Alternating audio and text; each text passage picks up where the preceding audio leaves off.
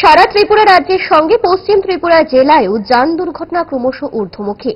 বুধবার পশ্চিম জেলা প্রশাসনের উদ্যোগে সাংসদ বিপ্লব কুমার দেবের পৌরোহিত্যে সড়ক সুরক্ষার বিষয়ে রাজধানীর সোনারতরী গেস্ট হাউসে এক গুরুত্বপূর্ণ বৈঠক অনুষ্ঠিত হয়। এছাড়াও বৈঠকে উপস্থিত ছিলেন বিধায়ক তথা মেয়র দীপক মজুমদার, পশ্চিম ত্রিপুরার জেলা শাসক ড বিশাল কুমার সহ ট্রাফিক দপ্তর এবং প্রশাসনের উচ্চপদস্থ আধিকারিকগণ। সাংসদ বিপ্লব কুমার দেব সংবাদ মাধ্যমকে জানান, বেআইনিভাবে যান চলাচল এবং অবৈধ পার্কিং এর ফলে প্রায় সময় যান দুর্ঘটনা ঘটে থাকে।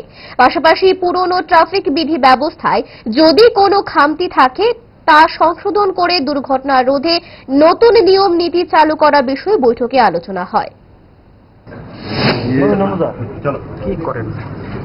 বিশেষত আজকের যে কনফারেন্স সেটা ডিস্ট্রিক্ট রোড সেফটি কে নিয়ে মিটিং হচ্ছে জেলা স্তরের, সেখানে বিশেষ করে ট্রাফিক রুলস, রাস্তাঘাট, তারপর যান চলাচল,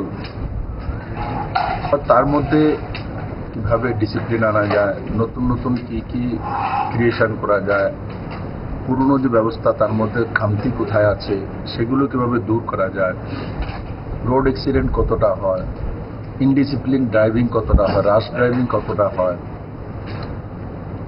ইলিগাল ড্রাইভিং কতটা হয়, এই বিষয়ে বিস্তারিত আলোচনা এখানে হবে।